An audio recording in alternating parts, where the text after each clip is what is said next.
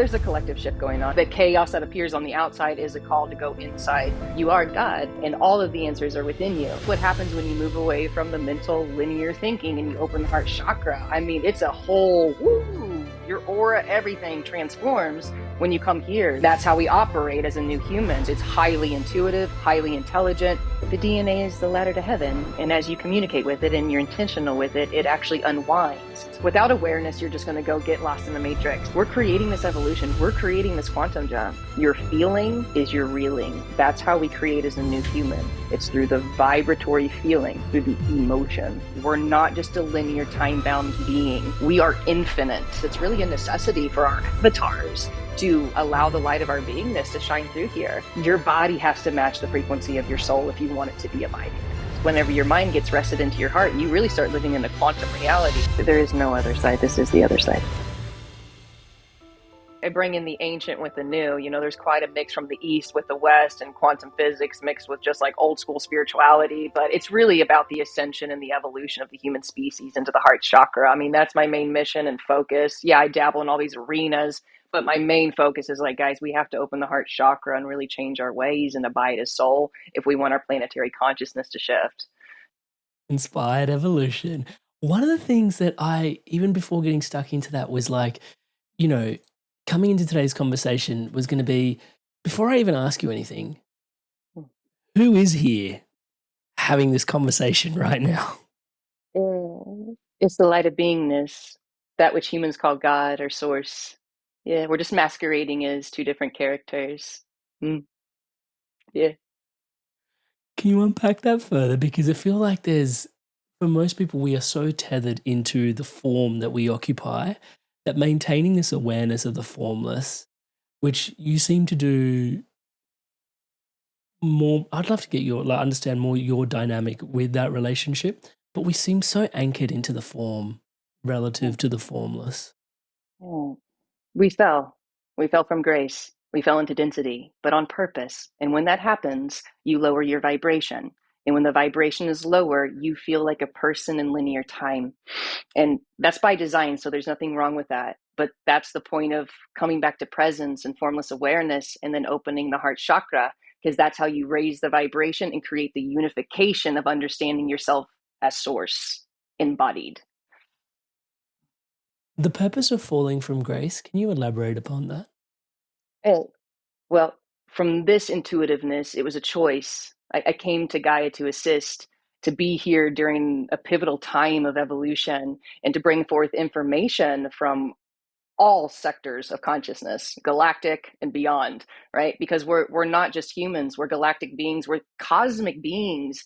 And that's the pivotal point right now of Gaia, is we are shifting into the fifth dimension and higher, and we're reconnecting with the multi-dimensional state of consciousness and the understanding we're not just a linear time-bound being. We are infinite. That's the same as saying we're multi-dimensional. Do you think this juncture that we're going through, or juncture is probably an interesting word, but this transition that we're going through was always going to be happening at this particular time, the way that it is, and we're just here to sort of steward it through, or is there a conscious choice that we're participating in? There is a choice, but we're on Gaia, which is the planet of free will. So it's honored if you want to choose to play in density. It's honored if you want to play in fear or greed, because it's a playground to play in. But you're going to come to notice through the feelings of feeling dense and murky, and it just doesn't feel good. That pulls you back into asking the questions of, why am I here? What is really going on here? And those questions just start to unpack and reveal to yourself why you're here, because you're speaking to the subconscious, and that will reveal to you through those inquiries. It's interesting you mentioned the word inquiries, because when I come across your work in particular, I feel like I have these very fundamental, I don't notice them as fundamental human, I don't want to call them neuroses, but these fundamental like human makeups, which is like, what are we even doing? Like, why is it going this way? Or like, why am I challenged by this at this particular moment? And then I come to your work and it's like, yes, but it's not just you, right? Like that belongs to the creator. And it's like, as within, so without. And it's like, why are we here? It's this question that continuously plagues us. Why are we here, in Anna's opinion? And Yeah. That's something we have to inquire to ourselves. But what came to me was love. We're here to bring forth that love. We have all of these opinions and darkness, and this is why we're here. This is why we're here, right? And none of it feels right until you inquire to yourself and you get the true answer, and it will come from within, because God sits inside of you. You are God, and all of the answers are within you. But that's why you're here, to trust yourself as source, to trust yourself as the cosmic consciousness appearing as a human, and not just trusting the lower vibrationals, what came before us, religion, dogma, all of these types of traditions, but trusting you. Is that a faculty of grace that bestows that upon us, or is that something we can actually cultivate? I see this conversation as a manifestation of grace. In actuality, there is only grace, and it's so gracious it allows us to play in shit. That's how loving it is. Yeah. The question will emerge though, then why the shit? Right, because it's contrast. Because our faceless, formless self is it's immaculate, it's ecstasy, it's bliss. It's that. So when you get down to a squishness, that contrast is interesting. Just like the contrast of going outside when it's really cold, and then you come inside and it's really warm. You go, oh my God, this is so luxurious and beautiful. Like it's that sensation. It's that visceral sensation being in a body, the embodiment. Otherwise, we're just ether. And what does the contrast serve? It's just an exploration of experience then, for one, recognizing itself. Right, because as you fall in density, there's more contrast, there's more polarity swings. It's all coming from you, the one consciousness, the source, but it feels like there's just heavy contrast. Now, the more you intentionally open your heart chakra, which is the portal to the soul, into the higher states of consciousness, those contrasts start to get smaller and not so big and swingy. So we still have contrasting even in the higher dimensions of consciousness, but they're not like going to hell and then back to heaven, right? It's more like heaven to heaven, these different kinds of fluidities of grace of a higher consciousness, like love, unity, not apathy, depression, insecurity, unworthiness. So the contrasting still abides as long as you're in form, but it's going to change obviously when you realize who you are. I guess people are probably going to want me to ask how they figure out who they are. But before we get there, one of the questions I wanted to ask was, it does feel like collectively, and I'm not an expert to be able to ask the question the way that I'm about to ask it, is it does feel like collectively things are shifting at this particular moment in time when we're recording this episode. Things are starting to shift from more solar plexus to heart in general. It seems like the old power structures, they've served their purpose. That's not to sort of demonize them and poo-poo them. Like, you've also obviously got to integrate your way through your ascension. But it does feel like collectively when you look out, people are sort of starting to peer beyond like power, the way that it used to be structured, and sort of going, hey, not sure about that anymore. And maybe I'm wrong, but I sort of see solar plexus as one of the bit more masculine sort of structures, whereas the heart's a bit more of a feminine sort of structure. Do you see that collectively happening at large, or is it just my little echo chamber here at the Inspired Evolution? No, there's a collective shift going on. That's why we see the manifestations of the characters in the political arena, whatever arena it is. All of the manifestation is our collective pushed out, so we can really see what's going on, and that causes us to like, it's time to look within. You know what I mean? Like the chaos that appears on the outside is a call to go inside. So yeah, all of these things that are rising are pushing us to evolve. However, we don't want to wait for chaos. We don't want to wait for that massive catalyst of trauma before we evolve. We want to choose to evolve consciously and with love and with joy, so we don't have to have that traumatic experience or that catalyst to come and to go, look, make a different choice. You know? Yeah. It's interesting because when we land at this non-dual part of the conversation, the as within, so without becomes really trippy, yeah? Because there are certain things going on in the world which are very difficult to reconcile within one's psyche at times. And then there is always this invitation, it seems, from the non-dual spaces, like, yeah, but what's within you that's unresolved, that's, also, yeah, can you, I see. yeah. I see where we can trip up on that. And that's where we got to go a little bit deeper. Okay. So when you're unified inside with the heart space, like you can see what's going on in the lower realm experience. You're still going to see what's going on in the lower realms. It's crumbling though, but that's how you have the higher perspective. You see what's up, but you're still choosing the highest perspective. You're choosing love. You're choosing all is well instead of going into what you want to, kind of what the collective wants to go into, which is fear, chaos. Who's going to save us? No, brothers and sisters, we're here to save ourselves and be the light. Yeah. There's a again, the world is full of paradoxes, and I'm very conscious. You dance really well in that space. So, pardon me for asking this question. Mm-hmm. There's an opportunity to choose like a higher octave, yeah. Yep. And I'm conscious. A lot of that is probably focusing your conscious attention. Is probably where attention goes, energy flows, and yet there is also this dialogue of, sort of moving through. The only way out is through, in some Yeah. ways as well. Those seem somewhat at odds with each other a little bit. Right. So again, so it's not like we're ignoring everything, but you can't go into the problem. Like you're just going to drop vibration, you're going to match the collective, and how is that a solution? That's not a solution to anything, right? And soul is in solution, SOL. Solution. So soul's right there. Soul is the solution. So this is how the new human in the new earth operates. You are going to be the change. Thanks, Gandhi. You're literally going to be the vibration that you want to see. And that's how we transform the world. So like the old world, we're going out, we're rioting, we're picketing, we're pissed off at our politicians, whatever's going on. But you don't realize you're polluting with that anger and rage. Okay. How we're going to trump this vibration is with an ace card. That ace card is the heart chakra. We have to understand that love is a very, very high vibration. But what we're doing as a human species is we're not trusting love.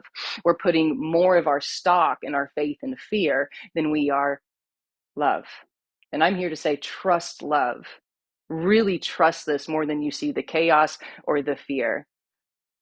This is the way. You are the way. It's interesting, and I do want to get more into the heart chakra, but there's also this, you say there's no path, there's no process, there's no practice. It's almost like an There can be invitation a for practice. There can be a practice, but to presence. Okay, obviously, to realize yourself as the formless awareness, that's like instantaneous. It's spontaneous. It just arises. Oh, there I am, the light of awareness, aware of itself. Ah, now integrating that light into your body. Okay, that's the practice. Realization is like a lightning bolt. Oh, hello, right? But the body has so much conditioning that now we have to integrate that insight that took like a snap of the fingers. And that's where we come into consciously and intentionally opening the heart chakra so the soul can literally crawl out and get into this realm.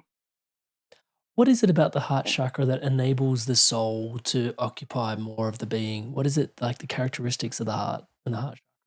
It's a unifier. It's highly magnetic and it's smart. It's so intelligent, and we have Heart Math Institute and all the sciences now to show us that the field of the heart space is so much greater than the mind. And we love the mind, but we want it to come to its rightful place, which is resting on the couch of the heart. And they work together as a beautiful team. That's the marriage, the masculine and the feminine. They come together and they get married in the heart. And that's where we have a unification, and you're moving as a unified being. There's this there's that saying, the journey from the head to the heart is the longest journey you'll ever take in some ways. And like you said, sometimes you have the instantaneous sort of flash realization.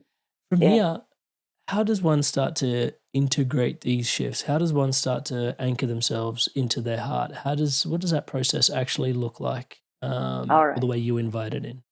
Yeah, step one is observe the observer. You got to be aware of yourself as the light of consciousness, and that's a meditation, and that's a practice itself. But the more you're able to turn your awareness inward and stabilize it as the observer, then you can drop that anchor into the heart space. So it's just your awareness is right here. Your focus is right here. And you're intentionally feeling into love. You're intentionally feeling into gratitude and abundance instead of what your body wants to go into, which could be worry, insecurity. Well, what's going to happen? It's like, wait, we're going to create what's going to happen by choosing love. And that's a practice, because we practice our depression, we practice our hatred, we practice our insecurity. So now we have to practice coming back to the heart space so that mind, body, spirit is one moving part. Yeah, that's going to trigger some people, isn't it? The fact that it's a practice to reinforce our neurological patterns that don't necessarily serve our highest good. Yeah, but that's okay. I love you guys.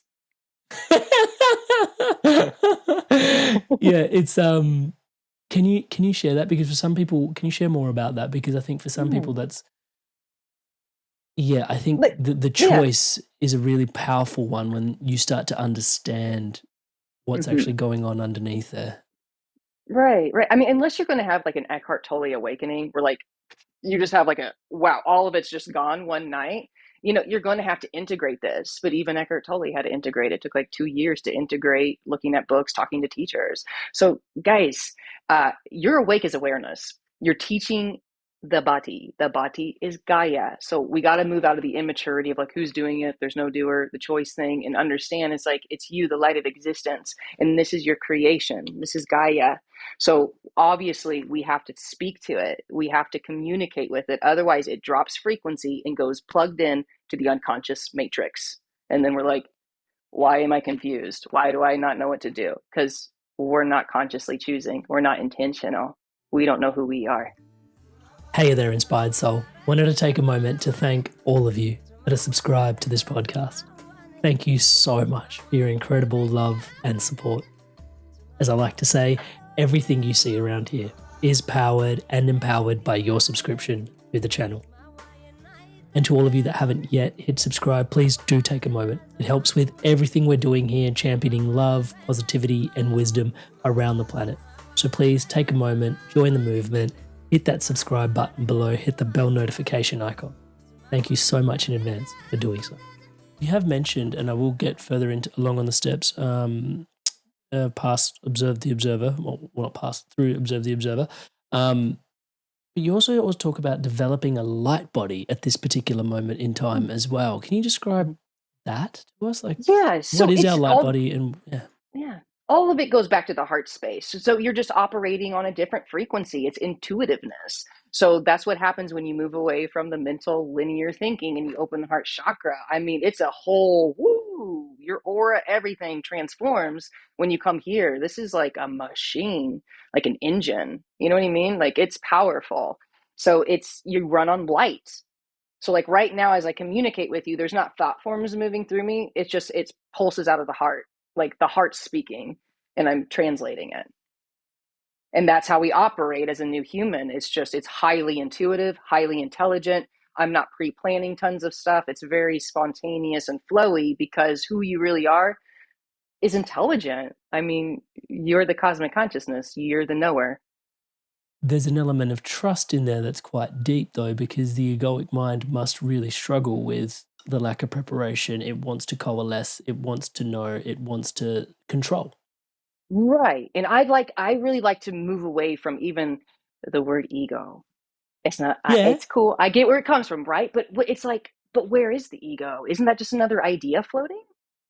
And then we just start to see there's God, there's consciousness that's conditioned or not conditioned, dense conditioning or more light conditioning. So what we're calling an ego is really just conditioning, it's patterns. That's it. Why is that so important to recognize? Oh, it's so important, our whole spiritual arena talks about the ego, but it's psychology. I learned about it when we studied Freud and psychology in college. And he did cocaine, like a lot of cocaine. And so then we start to ask ourselves, why am I taking a term and kneeling to it as if it's reality? And this is where things really start to break down. Thoughts, words, teachers. Where's your trust and what are you trusting? At this particular juncture in the conversation, I can also feel that ego then crystallizes something, whereas looking at it the way you described earlier keeps it a bit much more workable, much more fluid, much more breakdownable and rebuildable. It's just thought forms. It's all just patterns, conditioned and unconditioned. That's it. Isn't that more fun? Yeah. It's slipperier. It's definitely slipperier. I like that though. Very interesting. So from there, and one of the things also worth tuning into around, okay, step one is to come into the heart chakra and into the heart space is to observe the observer. I think naturally from, and this is really trippy for people that are not used to having a conversation with someone that's experienced non-dual awareness, that the light of awareness itself has so many innate properties to it, which is as long as like, can you describe the fact that just by bringing the light of awareness to your thoughts and your space, you naturally drop, because there's the thought patterns of like being a doer in reality is like, okay, so I bring my light of awareness to like observing the observer, and then what do I do? And it's like, oh, actually, no, you just start to slip in, and it's Yeah, like it's like a that receptivity. Yeah. doesn't make sense to the mind for the average Yeah. person. I get you. It gets you. It's a receptivity. It's already here. So that's why I say you're just turning it inward, right? But just becoming aware of awareness is it's more of like a neutrality. You know, you're detaching from all of these ideas and imaginings. It's like this very deep openness. But to have the consistency of the body knowing love and emitting that frequency, that's where we drop the awareness here. Feel the love. Feel it. You can turn that up like a volume dial. In your Yeah. experience, why do people turn away from love? Slash, why do you think there's such a collective neuroses around sort of being blocked from this, what seems to be this natural state? Right, because when we fell from grace, seemingly, yeah, it was dense. It was fear. This planet was ran by fear. It was ran by men too. We were in a very masculine era, and now we're moving more into like a blend of the unity. But yeah, I mean, think about it. It was based on war, greed, conquering, taking over, right? Building countries. Yeah, that's why it was just the planetary consciousness at the time. But we have to know there's other planetary consciousnesses that don't have this kind of frequency at all. They know who they are. They operate out of love and unity and the understanding that we're all source incarnate. So that's what we're moving into, back into the galactic consciousness of understanding. Like we are everything, everyone, all the time. And it does sound chaotic when you describe it that way. There's a beauty in the chaos.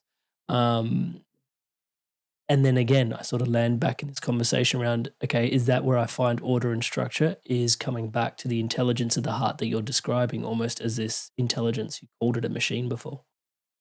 In a way, you could say this is chaos appearing orderly. And as you, the observer, come in and you put your attention on something, that chaos turns into this. But underneath what looks like this, dancing particles, dancing light, moving so fast. And that's where we can start to shift, because it's both. It's both. It starts to get pretty quantum at that point when you Yes. start Yeah. And to yeah, go on. I'd let you share. it's the same as saying I'm form and formlessness. It's both, right? Consciousness is matter. Matter is consciousness.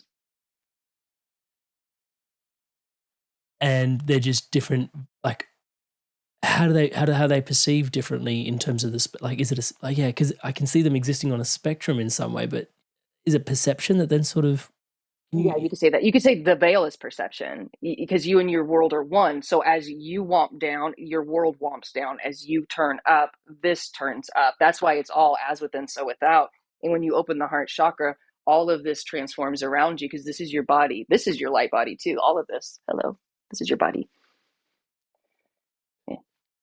someone's going to say at this particular? I can already see it popping up in the comments below.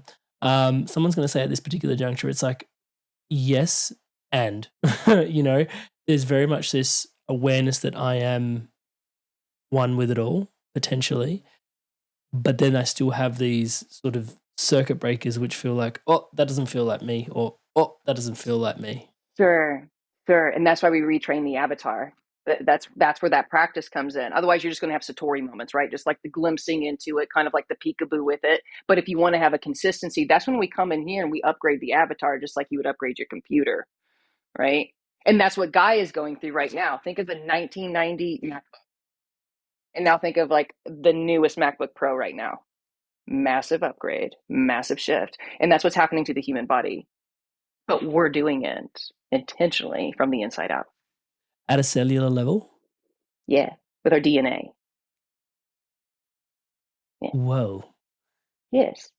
Whoa. Yeah. Yes, whoa. Can you describe that a little bit more? Yeah, the DNA is the ladder to heaven, and as you communicate with it and you're intentional with it, it actually unwinds. We have more than two strands. There's no such thing as junk DNA. God does not create junk.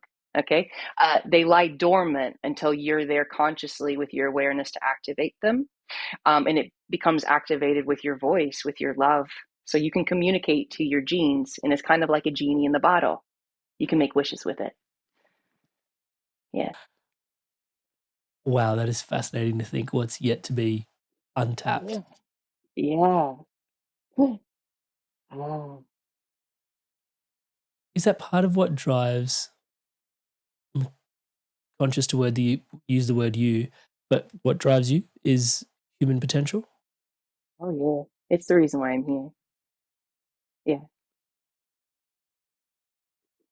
but What not just doesn't human look potential into like destruction, but human potential like love, yeah, love, openness, beauty, poetry. Yeah. hmm, allowing that to land for a moment. Mm. Giving us space to come into the heart. Is observe the observer all we really need to do to slip into the heart space? Is Yeah. So there that's just something step from there? one for you to get out of your thoughts. So observe the Mm. observer just kind of wakes you back up to the I am presence. Oh, there's my faceless face. Okay. You're not lost in imagination anymore. You're not lost. I got to do this tomorrow. Like, and there I am. Okay, now what am I going to choose? Okay. And then we can drop here. So just because you observe the observer, you may still have some residual energy going on in your body, like, some anger, maybe some depression, some whatever. There may be some heaviness, but there's the clarity of the observer there for a choice. And in that space, we don't have to keep feeding depression or anger or rage or insecurity. We now have the choice. I'm going to feel into my body and I'm going to gift myself some love. And right there, you're building new neurons, you're changing your DNA because you made a different choice. You're diving into love instead of your normal patterns of depression or insecurity. It's something that I've been dancing quite a lot with recently is at that choice point because there are things that generally when you're living out a patterned conditioned behavior, we won't call it ego. Thank you for that. Yeah, it seems already pre-programmed. It seems already innate. You already like there's already trigger and then consequence in Right. some ways, and it all seems to like be married into one. And like obviously the observer gives this beautiful space for it to be like, oh, is that necessarily trigger and consequence? Are they as meshed in together as they need to be? Versus, maybe even just eliciting that there is a choice. But prior to even being able to make a shift, something that I've been dancing with is this really, I'm so in awe of just, is it true? I just ask the question, is it true? And it's just been softening so many edges. I'd love to get your thoughts on what's actually happening there as I'm doing that because, like, let's just say rage comes up in a moment and it'll be towards a loved one. It'll be like, I'll be angry towards someone I really care about. And I'll be like, is it true? Because I'll feel it. And it's like, like, what is going on? Like, there's just a little bit of awareness cultivated over the years to kind of go, that's someone you absolutely love, touch wood, and yet you're raging. And is it true that you're angry at that person? And immediately it starts to go, well, it's not, no. Yeah, and it immediately starts to unravel and it's happening more and more in real time. And there's a lot of grace, touch wood, that accompanies that. What's actually going on with that? Can you describe that in the choice? It's a natural detachment back to the crystal clear observer. I mean, we've done that since ancient times, right? You're doing your own unique way, but it's the same as saying, who am I? Right? Yeah. Self inquiry. It's just in your own unique spin. It brings you back to that detached observer. Yeah. Any tips that you've got for people to be able to cultivate those choice points once they're observing the observer in their day to day?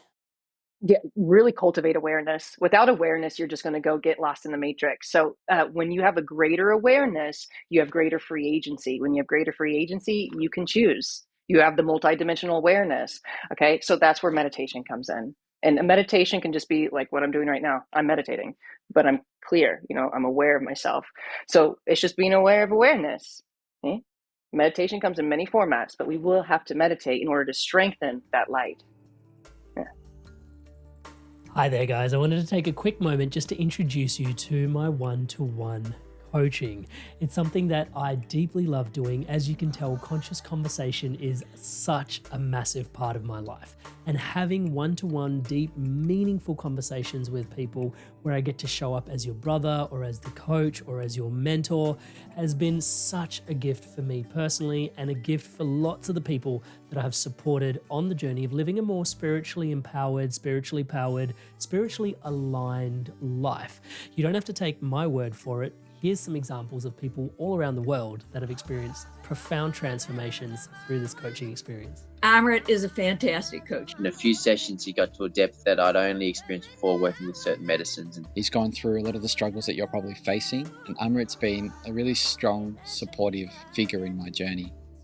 In control of myself. I'm kinder to myself. I actually have that vision and a purpose. I do feel like I'm a better version of myself already. Amazing energy. He was easy to talk to, which made me easy to trust him. Working with Amrit at 9 o'clock on a Saturday morning, and really I was bouncing out of bed. Whenever I get off the calls with Amrit, best money we've ever spent. I would not recommend him because I don't want everyone to know about him, and then I won't be able to book him. If he gets too busy, I won't get my turn. I would say absolutely. There's no way you can work with Amrit for a period of time without being transformed. So if you're considering him as a coach, do not hesitate, because you won't be disappointed. Alrighty, so hopefully that's inspiring your evolution onwards and upwards. And if you are so inspired to evolve, you can book in a one-to-one call with me directly at www.amrit.coach/life. And guys, if I can say so myself, I do think this is something quite special. Most people that I see building things online don't really work with people this deeply, this intimately, one-on-one as things start to grow, just because it is so time intensive. And yet I'm so deeply passionate about the transformation that comes from one-to-one coaching that just isn't available anywhere else. It would be my absolute honor and a pleasure to support your spiritual awakening, your spiritual path, your spiritual unfoldment. It is my life's work. I look forward to seeing you in the call. Back to today's podcast. That's kind of really cool, because it feels like instead of once again finding something to do, it's once again to just rest. It's way more yin. The invitation's way, B. B. Okay, this was always going to come up at some point in this conversation. So a lot of your work is an invitation to just be rather than do. I feel like there's that, saying, which is we're human beings, not human doings. And yet, again, so much of us is doing. Is this a bit of an antidote for our time? Why is it so important to reclaim our human beingness? Right. Well, we'll clear it all up, because obviously doing is going to come out of beingness. Look at us right now. We're doing. But it's coming out of a clear beingness. So there's nothing wrong with doing, but who are you being? Are you clear on who and what you are? Okay, because everything is going to come out of your state of consciousness or your state of being. Okay, so that's why we detach, we relax into just presence, and from there create your state of consciousness. That can be love, prosperity, abundance, but everything's going to come out of your frequency. Okay, so meditation or being isn't like I'm just sitting and meditating all day and I look zen. No, it's just you're regulating your energy, you're conscious, and it's this beautiful dynamic of I am both yin and I'm yang. I am the passive, I'm also the active. I am the woman, I am the man. I am the conscious, I am the subconscious. I am all. I'm both. Does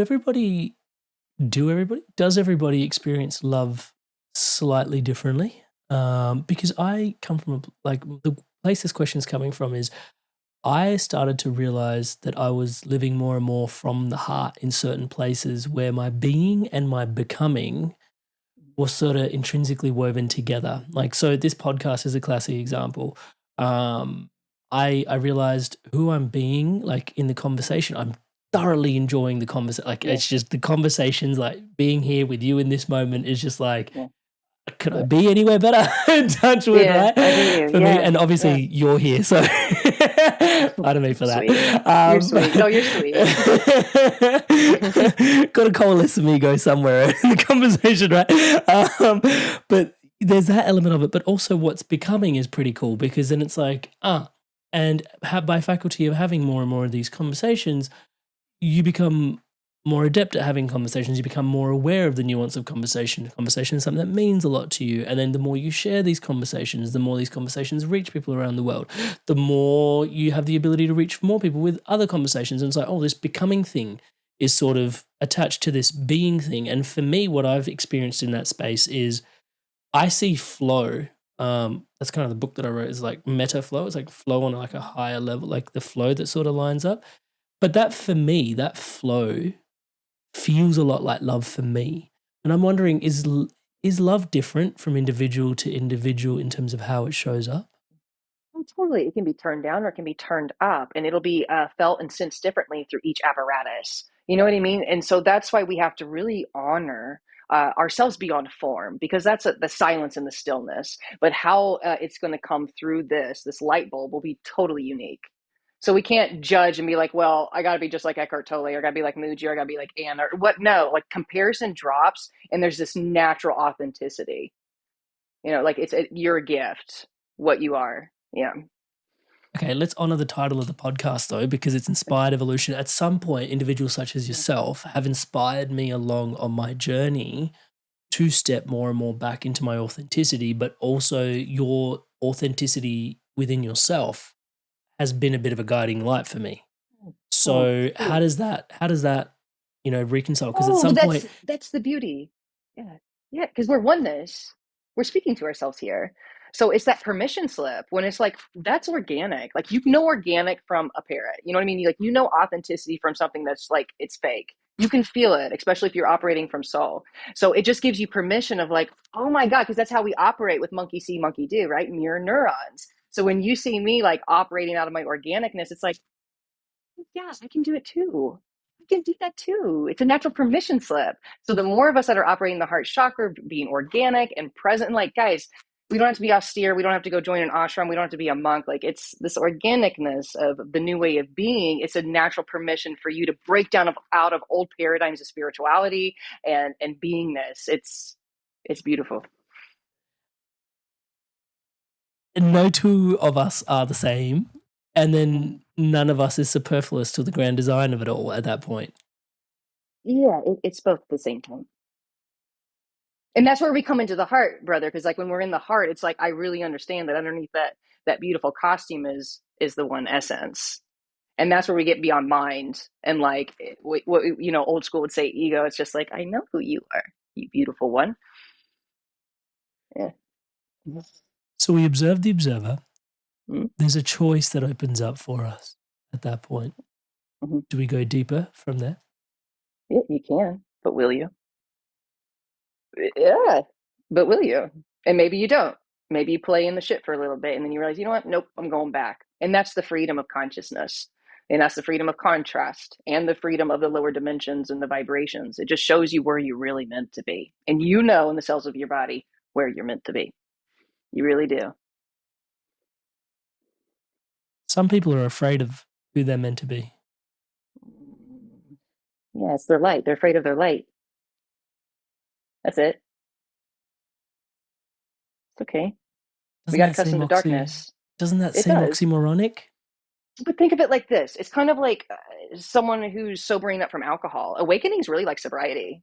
It's really like sobriety. It's like someone waking up out of alcohol. It's like, yes, I want to do this. I know I'm better than this. I can do this. And they're getting clean. They're going to AA, but they still feel that pull to go back to the bottle. Same with the pull to go back to insecurity, depression, going back into like the density of the low vibrations. You'll feel that pull, but love's going to win in the end because soul knows that's what its match is. So that's why there can be that like back and forth for a little bit or whatever, but that's it.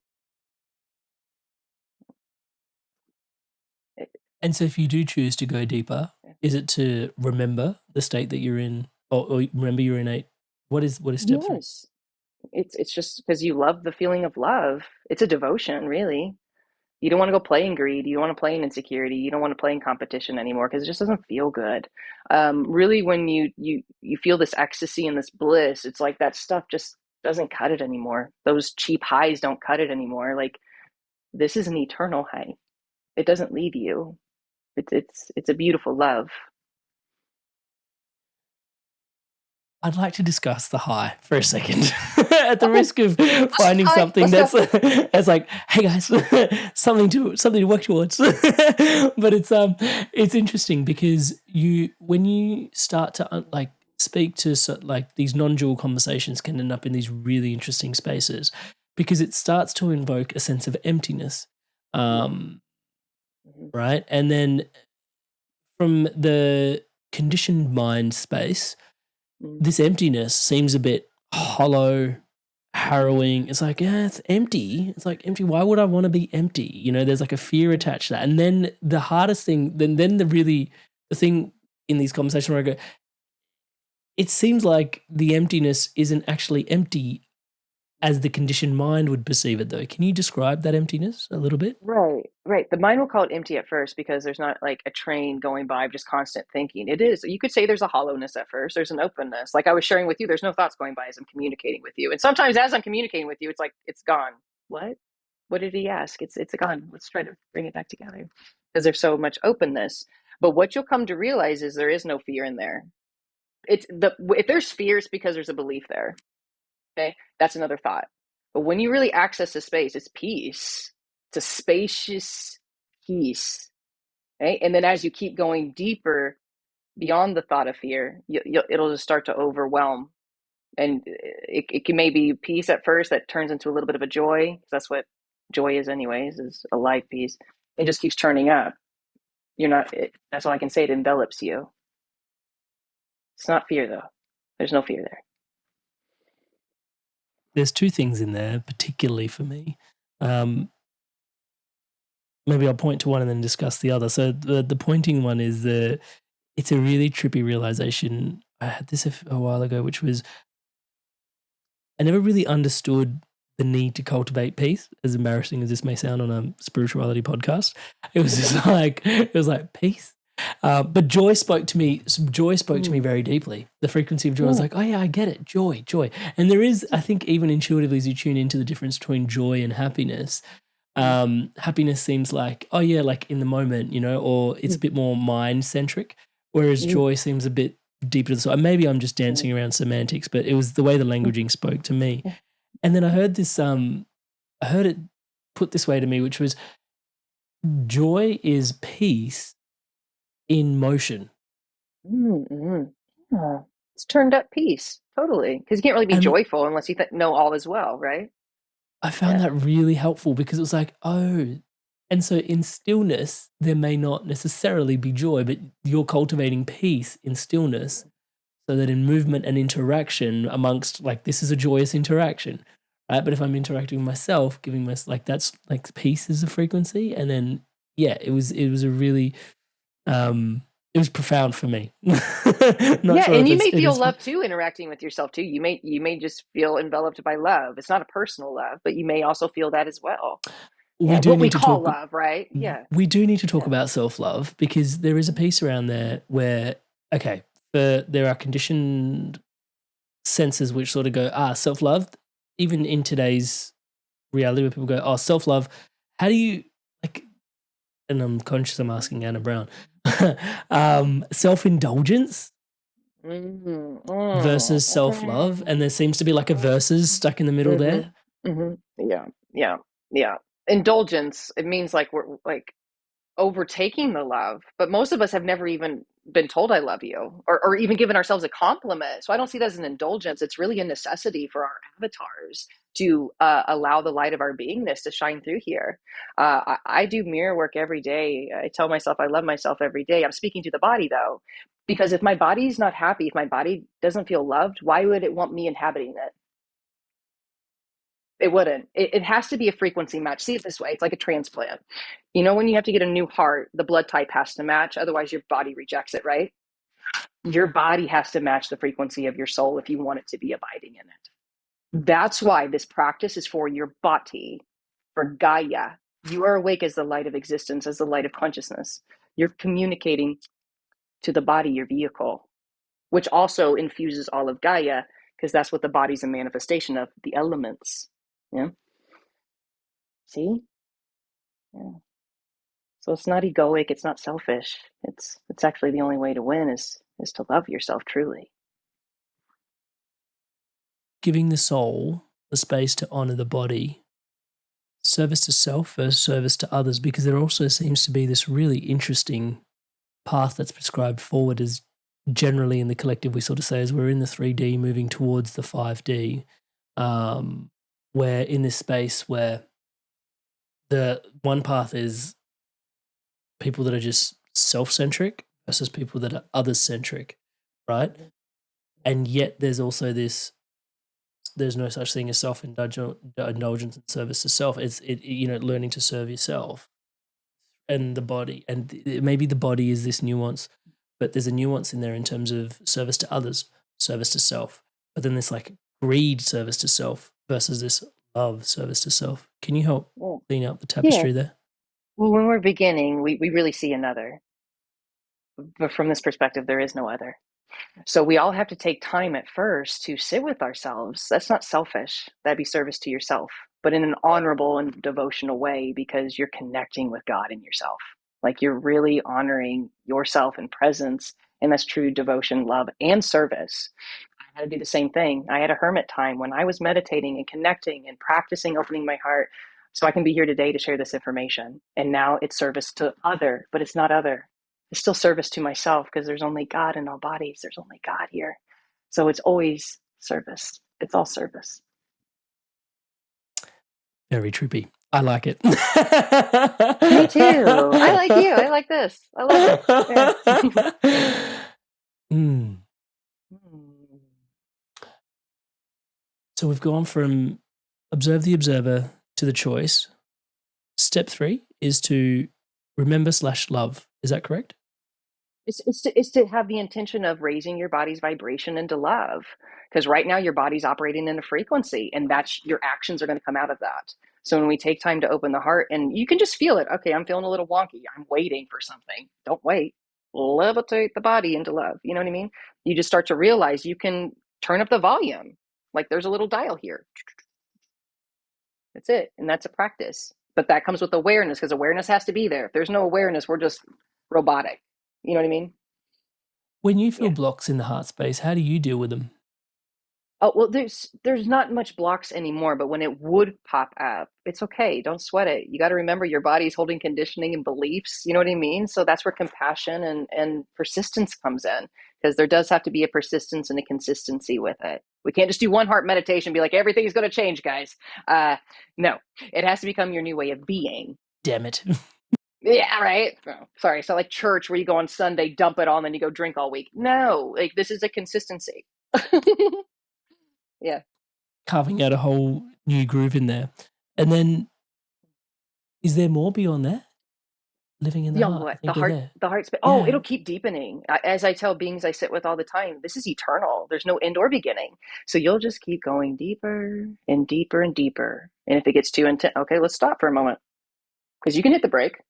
All right, let's go deeper. You know what I mean? Because you're the one with the hands on the wheel and the gas and the brake. And you're eternal. So get comfortable. There's a thing you mentioned earlier is if there's fear, there's a belief there. I just wanted to double click on that. Yeah. Okay. Well, we should double click, because there can be a primordial fear, like when fear comes when you're outside in the dark and you hear growling, right? That's a natural primal movement. But the fear you're probably talking about is when you're sitting on your couch and you're daydreaming about some future event that's not even happening or could happen. It's in your imagination. So there's fear that can happen, like primal, like move out of the way when a bus is coming.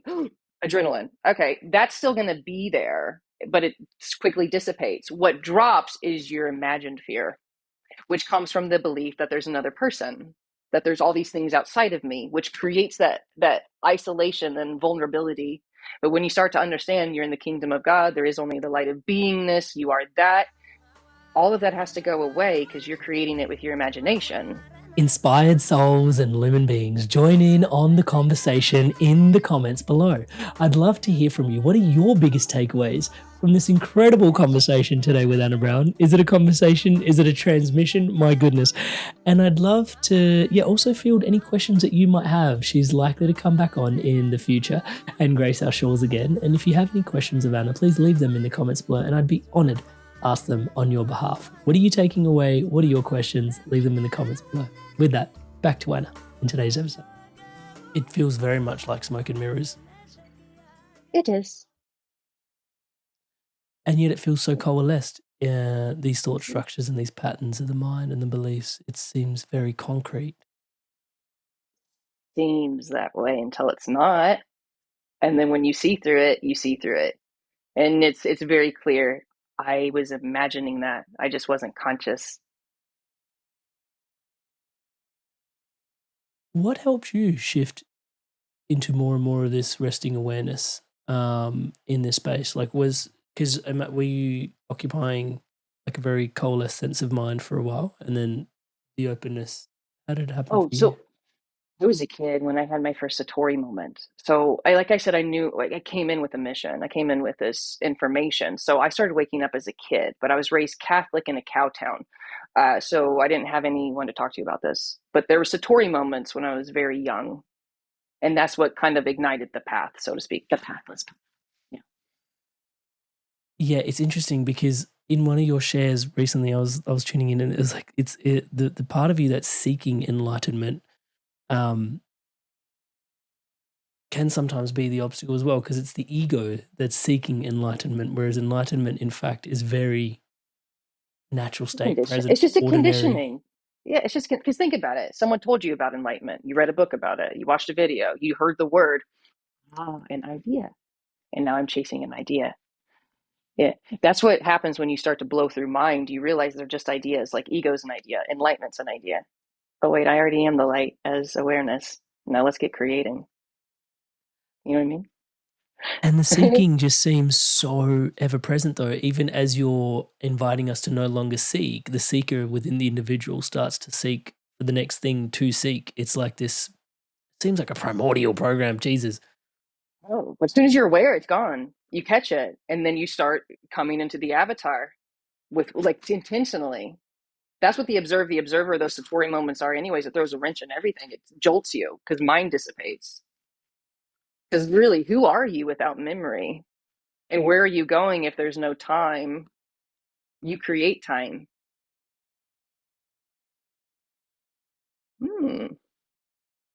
What do you mean by that?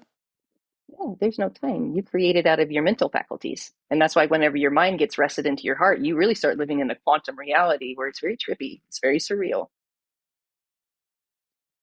Okay, let's go there for a sec, because this is one of my deeper fascinations, that in the quantum, time is a variable. And it seems like consciousness, the way I understand it, and feel free to correct any of this, please, is actually we're experiencing time-based reality as this linear frame by frame per second experience, because it's what helps us have an experience as a human being in this human body.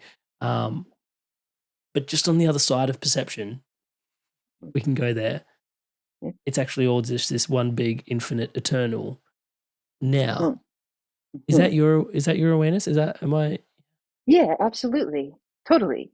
Now, obviously this time appeared here for us to meet together, but it's very, time is not linear anymore. The experience is not concrete here. It's very dreamy, very floaty. It can be very fast, like, and now it's 2:00 when it was just 8. Isn't it trippy? So, because it's collectively, does the time? Yes. Yeah. Do we sort of have an influence on time collectively as well? Because I've been speaking to a few people, and 2025 feels like it started like yesterday, and then it's already like, dude, we're a month and a half in. It's like, what are you talking about? Yeah. We're creating this. We're creating this evolution. We're creating this quantum jump. We're doing this. Those who are stepping back and realizing themselves as the timeless source, that recognition breaks time down when you realize your faceless face. Time is only coming through the construct of those beliefs and the low vibration. That's what slows everything and makes you seem like you're moving slow. The higher you vibrate, there's not that slow-mo going on. You start to understand the multidimensional awareness that things are not solid like you think they are. Again, underline think. It's always underlined think, isn't it? Yeah. Do we have the opportunity to slow our relationship with time down then? Because I think that would be a bit of a blessing, would it not? Yeah, no, I can just tell you from the direct experience here, it's like an accordion. It can go like compressed or it can like expand out. So time can speed up. It can be like, wow, that went really fast. Or it can seem like, how many days has been in this day? That's weird. You know, it's both. It's kind of like Alice in Wonderland in a way.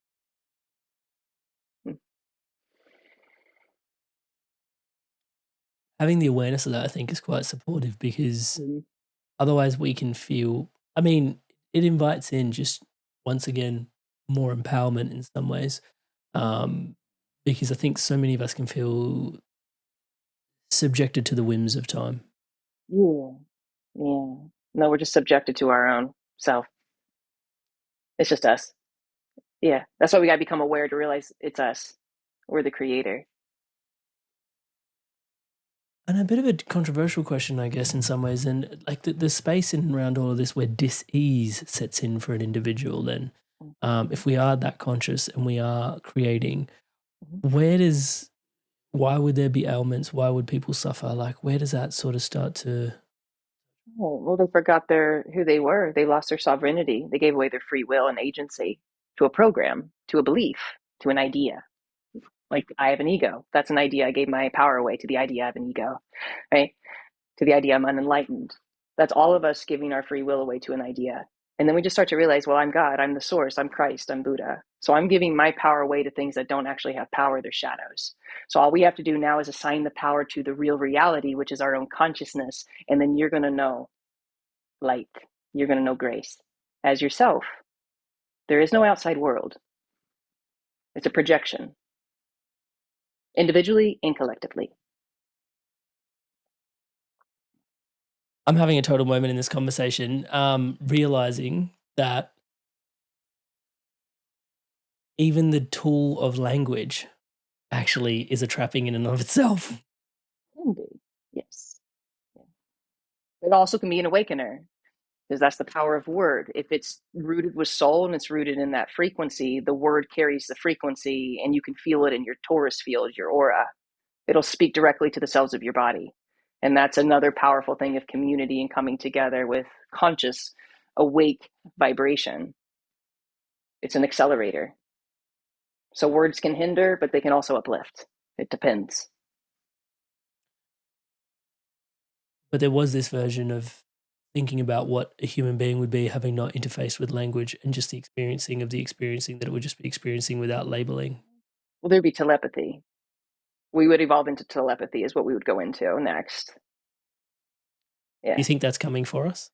Oh, totally. It already does happen. Have you seen the podcast, the telepathy I tapes? haven't, but I should, though. I should check into it.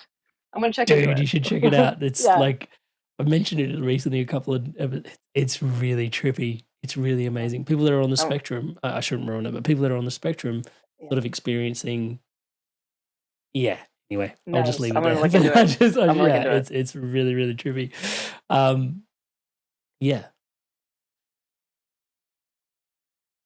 We're discussing language, going beyond language, but then words actually being able to activate certain things with an individual as well. And beyond there, we're potentially moving into more telepathic spaces. Is this, you mentioned our multidimensional nature starts to come more and more online, or we start to connect. It's probably already online. Sorry, pardon me for that. But it's, we start to connect to it more and more as we step further and further into this heart awakening. And, we call it the ascension, but it's also it's weird because ascension also means onwards, upwards, but also there's this turning inwards that is actually really at the heart of your work as well. And this is potentially where language, can you describe what's going on there as we're sort of ascending? We're seeking to ascend, but we're also actually really trying to turn in and come in towards ourselves to unfold and allow something to bloom and blossom in a world where everybody starts to step into that. In terms of our multidimensional nature, what does the future potentially look like? Well, what's your vision? What's your vision? Because the culture cannot change until we have a new vision. And that's why we're here speaking today, so we can take the paddles out and put them on the chest and reignite these beings so they can enliven their own vision. That's how we wake up. That's how we shift the planet. It's our vision. If we don't have a vision, we're fucked. So we got to have that vision, but we want it to be rooted from the vision of the heart space, unity consciousness. That's my vision, unity. You know, expanding the heart, expanding love within this planet, remembering our galactic origins, our cosmic origins. So, but that's a vision. There has to be a vision because you're moved by that vision or the lack thereof. That's fascinating. And maybe my vision isn't as mature as yours, because mine feels much more like symbiosis. There's just, I see a future of symbiosis where it's like there's no give or take. It's like me giving and me taking is me taking and me giving. You know, it's like it's very much tree and human. You know, it's very much I like, get that. I like that. there's carbon dioxide, bro, and it's like, here's some oxygen. It's like, perfect. I just needed that. Perfect. I just needed that. It's like, yeah, man. You know, like Right. it's. But that's how I see as the vision too. That's how I see my vision. You're just saying it really beautifully. It's the same thing, but it's like a natural honoring and a dignity, just like the tree naturally gives to you. You know what I'm saying? Doesn't even think about it. Isn't selfish. It's just that natural giving. That's the new earth and the new human, because it understands the law of being, the law of karma, the law of one. Naturally, you know. Why did one separate itself to go on this journey of experiencing self as so many different fractal pieces and parts in your awareness? Choice. I mean, I know I chose to be here, even though it's uncomfortable. I know I chose to be here. But why the choice? Love. It's for love. It's for an honor and service to source. Does that potentially imply that one being one with itself was kind of lonely, and so the opportunity to experience love fractaled itself out to experience love of oneself? Well, yes, but also in this sense, it's more Gaia needed assistance. There's a shift here happening.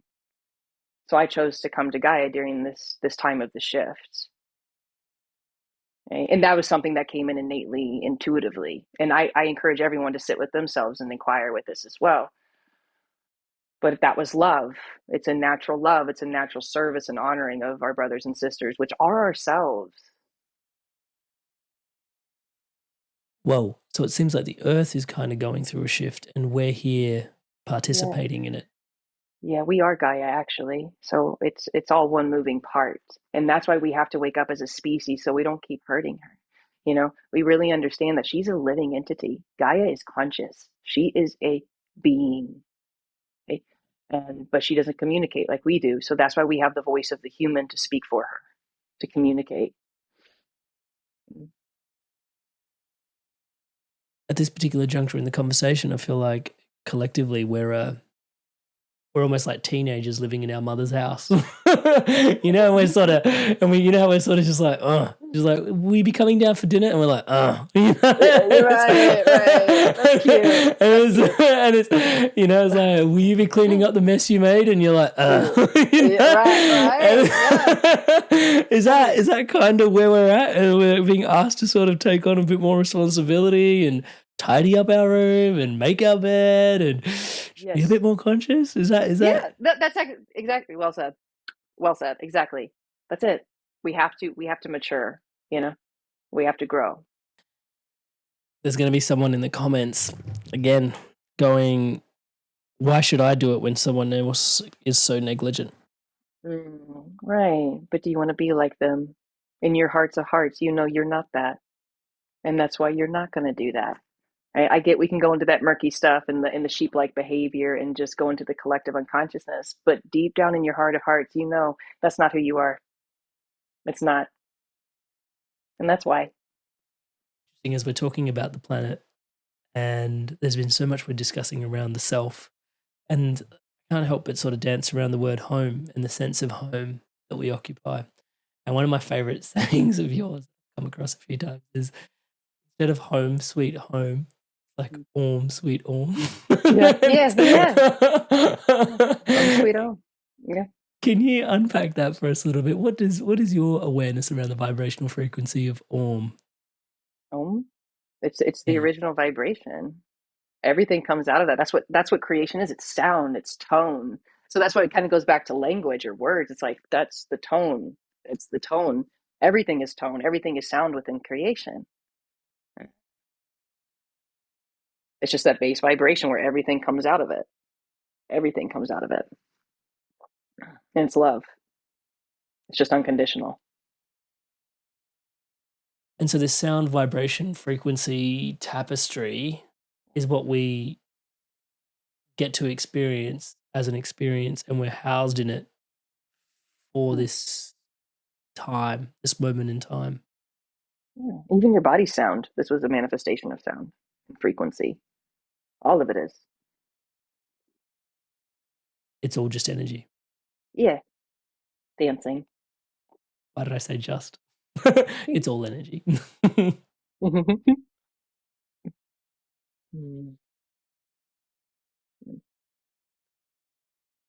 The other side, peeking behind the veil, what happens when, in your awareness of like the death, dying, like, because there's a lot of fear for most people around that, because we're here, we're occupying a body, we're having an experience, and then the Right. end of the perceived experience is it's the end of what the conditioned mind knows. So there's so much fear attached to those, to Well, I that got it. surrender and letting go. Yeah. First, there is no other side. This is the other side. And this is death and aliveness right now. It's one coin, opposite sides. Okay. But you're going to come to realize death was taught to you too. Someone taught you about death. So you got to see through all of the cultural stuff, all of the beliefs, everything your mommy and daddy and nanny told you. You got to see through all of it. How do you even know you have a mom? How do you know you have a dad? Have you even inquired to ask if you were even born? These are things you got to ask yourself, because death is a concept. I have to be honest, this right now is death and life simultaneously. And that's how you can only really live. You're the zero and the one at the same time. The magician, you're in this world, and the other, so to speak, which isn't the other, like form is formlessness. You are both of those right now. And that's how you can only truly live. You're dead to yesterday, you're dead to a moment ago, you're dead to 5 seconds ago. You know what I'm saying? It's full of liveness because you're dead. And I know only if you will get that. But I love you. Yeah. Because I was going to ask the question, like, for some psyches, hearing that in and of itself is enough to break, right? And yet for some psyches, that's so supportive. It just depends on the character. But I mean, deep down, we all know there's no real death.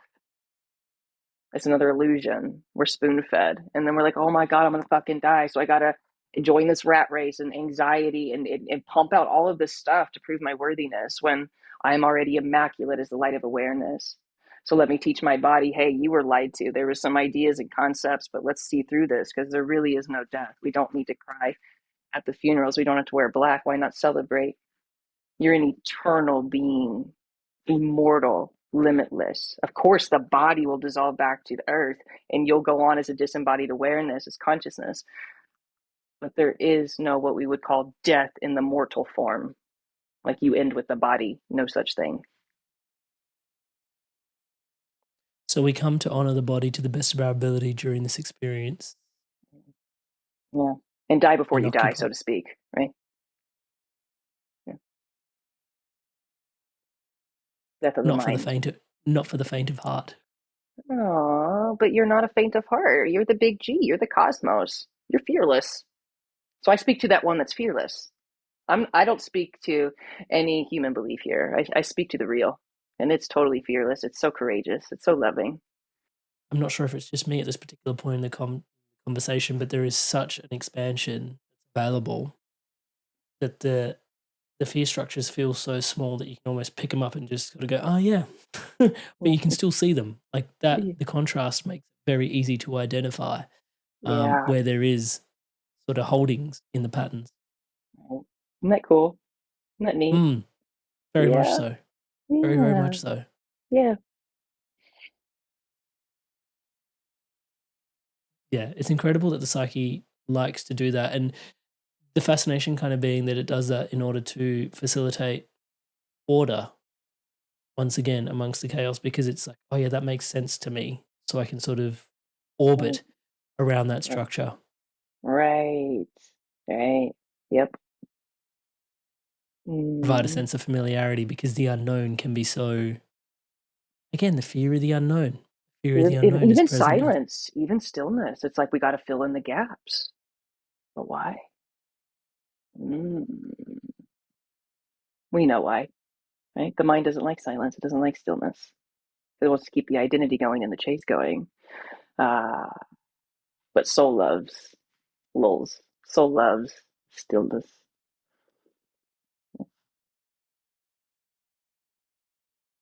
I have to ask, at some point, somebody's going to want to know. For those that want to go deeper, connect to soul-based awareness, heart-based awareness, and are tuning into Anna's work and want to explore more, what is a way that people tune in deeper into? Hey guys, so yeah, you can find me on YouTube, on Patreon. You can find me here locally at my house at Satsang Garage. But to keep this all super simple, just visit wonderfullynothing.com and you can find out all the information there, okay? Yeah. I love that. Can you describe Satsang Garage to us a little bit? Yes. It is such an Anna Brown. Sorry, I hate to say this to you, but it is so. I don't. I love saying this. It's like Satsang Garage. It's like, hey, yo, your polarity's over there. Let's come dance in him. Come here. Yeah, basically, right? Tell us about Satsang Garage. Keeping it grounded. Yeah, okay. So I converted my garage for meetings. We meditate, we open our hearts, we do this kind of dialoguing here, we raise our vibration. That's what it's all about. It's really new, not even a year old, but yeah, we do about bi-monthly. So feel free to come sit and expand with me. We as one. Be an honor. Yeah. Whereabouts in the world are you, Anna? I am in the Ozarks in the state of Missouri. Yeah. It's really interesting to feel into that as well, because the podcast Inspired Evolution was actually birthed out of a fortnightly gathering that I used to host in my house called Mandala Moments. And people would come over and we'd shoot the shit, kind of like you and I are here today, on spirituality, philosophy, personal development, Jungian psychology, all sorts of stuff. And we'd always start with a meditation or some yin yoga or breath work and stuff like that. And yeah, I just remember, yeah, the sense of community in the physical as the world becomes more and more digital seems to be this. Is it a bit more of is it too strong to call it an antidote for our times in some ways?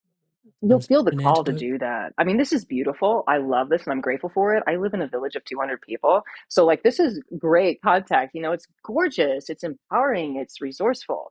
But we also have to understand we got to ground our light, and coming together in the flesh and the physical to co-create is another powerful way to create massive energetic shifts. So if you feel the call to do that, go for it. But if it doesn't feel needed, also honor that as well. But we will see this movement of definitely more community as we evolve as a species. Beautiful. I remember watching one of your interviews and the person was really intrigued to try and get you to tell them who your favorite teacher was. And it was, your response really stood with me. It was, you refused to give a person, in some ways it was like, hey bro, it's nature. What's it like living out in the Ozarks?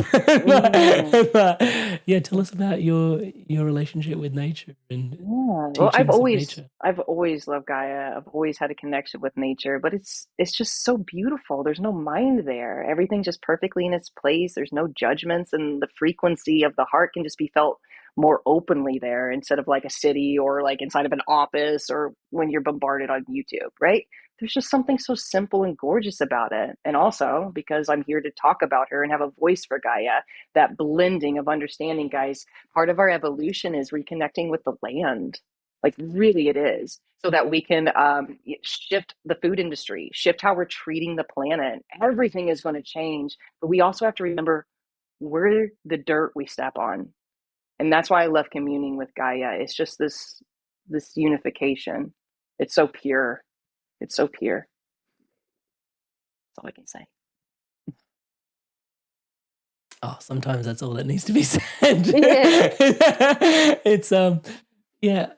I am aware of the context that you and I bring to this conversation as well in some ways, because we've got, we discussed this before we jumped live today, just a bit of the hard work that goes into building community, doing the work, following your heart, living into that courage that it takes. And yeah, I'm just conscious there are some people that are going to tune into this conversation at this particular juncture and feel like, okay, like we're all going to expand into our heart. We're all going to be living differently. But what does, and I guess my question is more around, people will still be chopping wood and carrying water, right? Like there's still going to be office jobs. There's still going to be sanitation works. There's still going to be medical procedures. There's still going to be stuff going on in the world, right? Because I think what's going to, an impression that could be left, which I just want to clean up, is everyone's going to be, sharing thoughts and ideas, and that's going to be their way basically, forward. it's going to be more heart-centered. Everything will become more heart-centered, but obviously as we become more heart-centered, our medical systems are going to change. Like at government, everything's going to have to change, because think about it, we were unconscious and giving our power away to a lot of systems. So as we become more heart-centered, we realize we're our own healers. Thoughts can heal, emotions can heal our diseases. When we start to really realize like we are a pharmacy inside of this body, there's going to be massive shift. We're just at the tipping point at the beginning here. So yes, what we're going to see is nurses being more heart-centered, doctors, all of that, but that's going to inquire them to ask if they even want to keep doing what they're doing, if they want to evolve out of that. And that's how medicine's going to change, like therapists, everything, food industry, all from coming more into love and conscious awareness. That's really trippy feeling into everything that's going to have to shift and change. And I guess this comes back to what you were describing before about the need for vision. Yes, absolutely. Not a vision from the past, not from our pain, but truly from the clarity of presence. What is for the greater good of all? Not what I think, but really like what is for the greater good of all? Far after this body goes. It's kind of like that saying, beings will plant a tree and they may never sit underneath it. We're planting these seeds of vision that we may never reap. You know what I'm saying? But in a way, we will reap it because we're every character. We are the reincarnate. We are the actual reincarnate of what we've prayed for as our ancestors. We are that second coming. We are the prayer and the answer. So much of vision work, as I've interfaced with it up until this point in life, generally comes from this mind space, this desire space, this mind space usually though. And this is almost, at this particular point in the juncture in the conversation, feels like it's a heart vision. Yes, that's right. Right. That feels very nebulous, very abstract. It's different. The personal mind is more thinking about itself. Short-term gains, little highs. The heart's always thinking like, what is for the greater good of all? Everything included, micro and macro. But that's who you really are anyways. Like you are that bigger picture. You are that expanse. And that's why it feels so good when we step into that selflessness and we really ask, what is for the greater good of all? Does intuition become a bit of a technology at this point? I wouldn't call it technology, but it's what operates. Because in a way, it's going to be technology versus intuition. And in a way, so to speak, you know what I'm saying? Like it's really intuition's the organic human. It's the new human. It's the natural way of being is intuition. We enter suffering when we don't trust our intuition and we go into pre-programming of beliefs or concepts or dogmas. Yeah, it still seems very nebulous, building a vision from the heart without basing it on what's been. Oh, well, that's the unknown. It's the unknown. And that's in that space of the heart, though. The vision doesn't have to be like so concrete, like you're filling everything in. It can just be love. The vision could just be openness of love. And then that starts to fill in naturally. You know what I'm saying? It's not like this heady program blueprint. It can be generalized. It's just the vision is love, or the vision is gratitude or compassion or unity. So the vision is more, it feels more, or say use the word intentional, but it can be an intention. But it's also can be a feeling. Yes, to me they're the same thing, truly. Because your feeling is your frequency, and that's how you're creating and co-creating anyways, is through your vibration.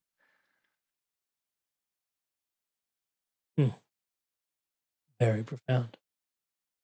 So you're anchoring a feeling, emanating that, and that's your work for the vision for the future. And the cool thing about that I'm feeling at this particular moment is it doesn't have to be out there in tomorrow. We discussed time earlier. You can start working on it, without inviting it, receiving. No. Receiving is an interesting word that you use. Yeah. You want to talk about it? Yeah, please. I do want to talk about receiving because it's very counterintuitive for the mind structure, but you can start receiving it now. Was the point I was going to make. And then, receiving. Yeah, because creation's finished. So your body's like a big antenna. So that's where the practicing comes in, is opening up. But what are we opening up to? Oh, heart chakra, love.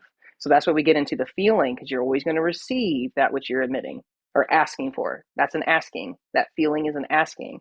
Your feeling is your reeling. It's what you're going to reel in, and you're going to eat it. Okay? So that's how we create as a new human. It's through the vibratory feeling, through the emotion. And that's your state of consciousness or your state of beingness. Now, our true identity is faceless and formless. It's like a blank piece of paper. Okay? But that's what we bring out of the ethers. That's what we bring out of the nothingness, is the feeling. And that's what creates. That's what magnetizes to itself. It's like a magnet. The feeling is a magnet. And that's what I mean by receiving. It's very different to how most people perceive reality generally in the present moment. Is this one of the shifts that you would love to impart upon people at this particular moment as we're collectively ascending? Yes. Feel it. Feel it. Lean into the feeling. Yeah. Now. Not tomorrow. Now. And this doesn't have to be a tool that everybody uses, but just going back to the tool that I use, which is that in that choice point that you were describing, steps into the heart, that is it true in that choice point? Like, is it true? And that generally pops up for me in particular because I'm feeling something that doesn't, it's clear enough that it doesn't make sense. It's like I'm about to do something that I really enjoy. Anxiety shows up. I really enjoy that. Why am I feeling anxious? Like, is that true that I'm feeling anxious? And it gives me plenty of space to kind of go, there's a feeling here that is not, like, I don't want to say non-serving, but it feels like it doesn't really belong in the frame, but it somehow ended up in the frame. And it gives me permission to sort of go back to the frame and kind of, oh no, the frame's all good. That's just a little thing in there that you don't really have to focus on, because it's interesting because those little niggles actually, like, your mind structure sort of kind of like focuses on the bits that aren't working more so than the bits that are working. Like it coalesces around the contraction more than the expansion. Right. I get you. But we have to remember that the I am presence never expands or contracts. So it's that changeless presence. And that's what's going to help see us through the waves of consciousness. Because there's always going to be waves, but we got to remember there's the deep with the stillness. And that's our true identity beyond the formation of creation. And that's our sovereignty, is really knowing yourself as that changeless presence through the highs and lows, through the ebbs and flowings. Oh, dude, that is so that is so helpful. You're beyond the contractions and the expansions. Yes. And once again, just is, of course. But here's the cool thing, though. That knowing is what gives you such juice and freedom to play with stuff, too, though, right? Because you're not afraid anymore. This is all ephemeral, right? But why not make it loving, make it beautiful? And that's what that fearlessness comes from, that place, that still point. Because at that point, it can be like, okay, it's all ephemeral. It doesn't matter. But yet it does matter. Yes, it's both. Tell us about, can you reconcile that for us? Yes, because the immortal part of us, it knows that all of this goes back to dust. It knows that it's immaculate, and that can't be taught. That's really something you have to sit with and realize. Okay, but that juice is what gives you that. Come in here and play and be in Leela, be in this play of God and consciousness, and really bring in love. Like, really play with it, really be devotional, and really show your creative powers from source as yourself. And that's what does it. Really understanding this is a dream of consciousness, But of course, it does matter. Obviously, the appearance of suffering can be very visceral. The appearance of joy, so visceral, baby, feels so good. But that's why we're leaning into the joy. That's why we're leaning into the heart chakra, because this dream does appear visceral. And in that moment, it's real. Even if it dissipates and it's gone, you're back to neutrality. It was real in that moment when you felt it. That kiss was real. That hug was real. That hot pancake was real. Okay, and it tasted good. So that's what we're realizing is, yeah, it's fleeting, it's transient, but let's make it juicy, baby, while we're peering here. Anna Brown. Always keeping it juicy, baby. I love it. Sorry, I just couldn't help but end the podcast. I love you.